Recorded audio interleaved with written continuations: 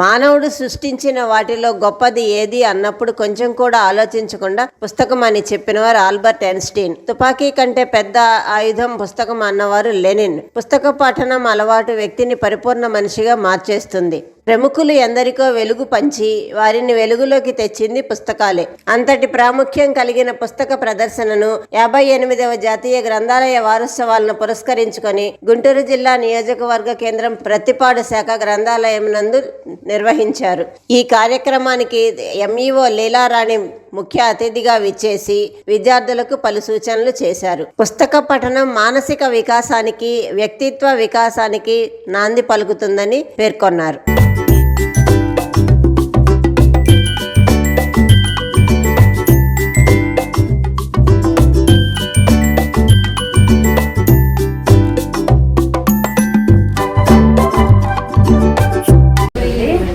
పిల్లల లోపల కొంచెం చూసుకోకపోయినా మనం కొన్ని బయట పెట్టామనుకున్నా ఈ విసుకున్నాను తెలుసు వాళ్ళ తర్వాత వచ్చి చదువుకుంటారు. అప్పుడు బాగా చేశారు. సమ్మర్ క్యాంపులు పెట్టారు మేడం ఉన్నప్పుడే. బాగా మేడంకి బాగా ఇంట్రెస్ట్ బుక్స్ ఇప్పుడు చదివి మా డిపార్ట్మెంట్కి వచ్చాక మేడం బిఎల్ఎస్సి ఎమ్మెల్యేసి చేశారు.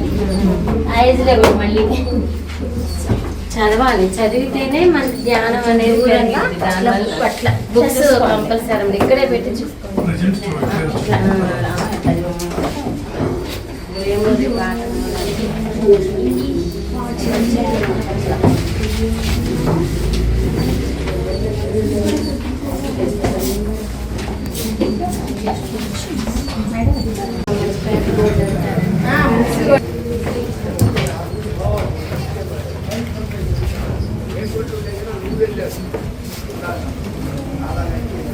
పిల్లలు కథలు మాకు 2 కంప్యూటర్స్ కూడా ఇచ్చారు మేడం. కొంచెం పిల్లలు కాలేజీ వాళ్ళు ఫీజు కట్టి టీవీ కూడా పిల్లలకి ఎవరి సండే స్టోరీస్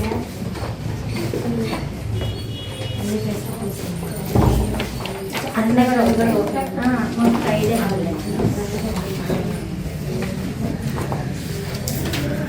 అదే పిల్లలు వాళ్ళ మనకి పుస్తక ప్రదర్శన సందర్భంగా ఆ లైబ్రరీకి మన మండల ఎంఈఓ గారు వచ్చారు.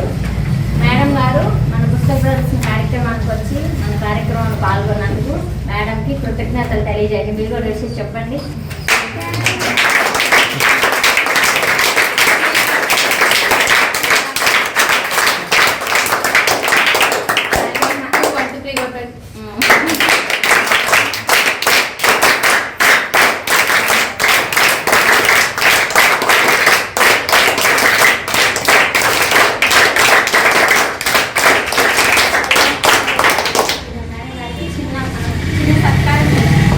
మీరు చక్కగా బుక్ని ఫాలో అవ్వండి. బుక్ని వల్ల మీరు నాలెడ్జ్ పెరుగుతుంది కాబట్టి చక్కగా యూజ్ చేసుకోండి లైబ్రరీకి వచ్చి.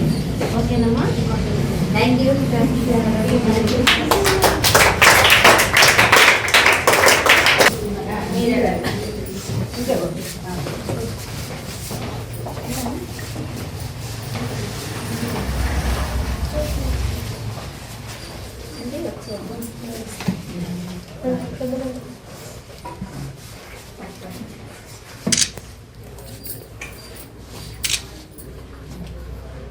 Thank you madam. చప్పట్లు కొట్టండి.